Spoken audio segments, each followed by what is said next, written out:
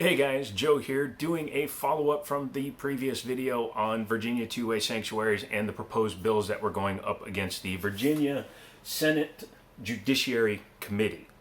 Now, there were a lot of comments. Many of them got deleted because you guys were just like being ignorant, flaming morons for some reason, and a lot of you didn't even watch the end of the video, including the last comment where he said, I said it doesn't set a precedent, where I clearly said it does. So, before the title, here is the TLDR. These new laws suck.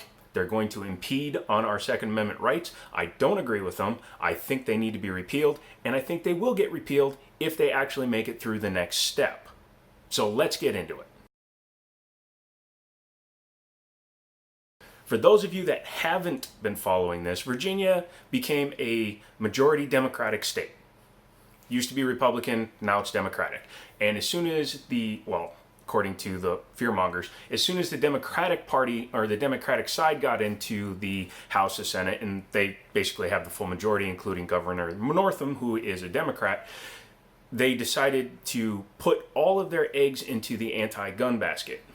You will also notice that a lot of Mike Bloomberg's ads, and Mike Bloomberg is the one who spent millions to get this to happen, his ads have actually reduced the amount he speaks about firearms because he saw the backlash that was coming from two-way sanctuaries and the NRA and all you guys out there that are civil and talk to your representatives. So, good for you guys. That proves that it does work. Northam is still on the fence, but we're going to talk about him in a second.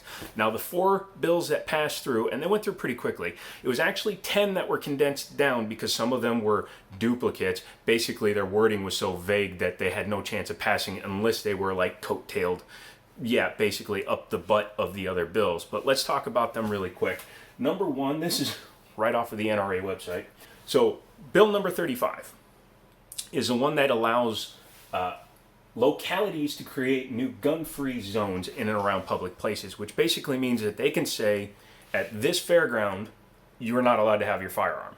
Even if you're a licensed concealed carry like myself, or a off-duty police officer who has a concealed carry, it doesn't matter, you're not allowed to have a firearm unless you're an on-duty security personnel who is supposed to be there and armed. That doesn't work for one really, really big reason. The bad guys don't give a crap. The bad guys that are carrying guns and seek to do harm to other people don't care about these bills. To them, it's a laughable thing because it's actually helping them. Okay? Not fear-mongering, stating a fact. Taking guns away from people that are trained to use them and hopefully will have the common sense to use them to protect themselves and others around them just means that the bad guys outnumber the good guys. Now, the second bill that went through the Senate Judiciary Committee is Bill number 69, which is the 1 gun per month rule. And it's pretty obvious what that seeks to do. It seeks to limit legal non-felon citizens to 1 handgun per month. Because apparently if you only have 1 handgun per month ability, you're not going to be as apt to become a psycho. Again, it affects things other than what they keep claiming it will affect. A lot of guns used in a lot of crimes do not come from gun stores. And a lot of the cases where people stockpile their weapons before they go and commit an atrocity happen over a very long length of time. So basically what the 1 gun per month law will do to a legal citizen who is on the verge of losing it is give them more time to decide to do something stupid and get more firearms in that time. As opposed to the illegal person who already is a felon, who shouldn't have a firearm, who shouldn't be in possession of a gun. It doesn't matter to him. Which does take me into the third bill that passed, and that is Senate Bill number 70, which is going to limit the ability to sell and transfer firearms between friends, family members, and the like. Meaning that if you want to buy a firearm from me, we have to go and do a legal background check, and then you would pay to transfer it, and then you would become a registered owner, barring you clearing your background check and the 1 gun month per law. 1 gun per month law. Once again, unenforceable law. They say it, it's absolutely true. And number 2, it doesn't affect somebody who is never going to register the firearm in the first place.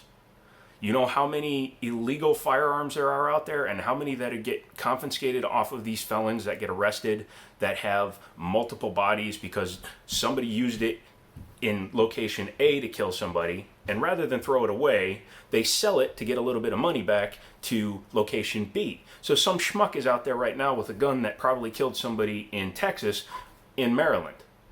In Maryland, where you're not supposed to have a gun, doesn't matter because he's a felon.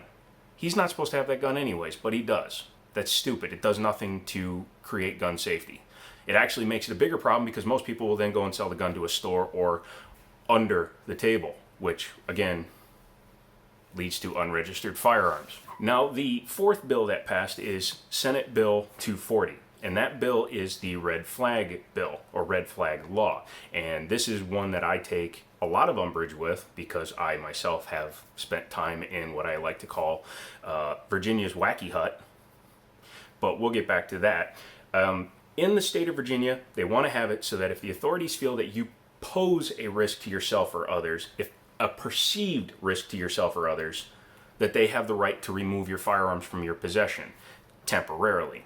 But that is just the problem, because the minute they can say that they had to take your firearms away because they were worried about you, goes from, hey, why don't you agree to a 72-hour psychiatric hold so that we can make sure you're all right, to let's just commit him. So cutting out that middle section where you might have just had a bad day and going from, we think he's a problem, we had to take his guns, he's a problem. And the minute you get forcibly committed against your will, you lose the right to buy firearms. So that is an extremely slippery slope. By cutting out this part where there's a chance you might have just had a bad damn day, somebody ran over your dog after cutting your tires and putting sugar in your gas tank, or, you know what, I am actually bonkers nuts and somebody in my family had to call the police and then I fought them and there's a justification. See the difference? Bad day, what they're trying to do. That does bring into question the major one that actually didn't go through. And Northam himself said that it needed to be reworded because what they were trying to do was basically get rid of AR-15s, AK-47s, AK-47 pistols, AR pistols, basically anything that they consider an assault weapon. Any firearm is an assault weapon if I use it to assault you. But what they were trying to do was create an environment where just owning the firearm was going to create a situation where if you're caught with it, you become a felon. And that meant you were going to have to turn in your guns. There was going to be no chance to get rid of them. It was just going to be a giant mess. Well, what they're proposing now, it's not on the NRA website that I saw, but it's on a few other ones. What the revised version of it that they're trying to get passed is one that says, okay, if you currently own these firearms, you can keep them, but you can't buy new ones. That might go through.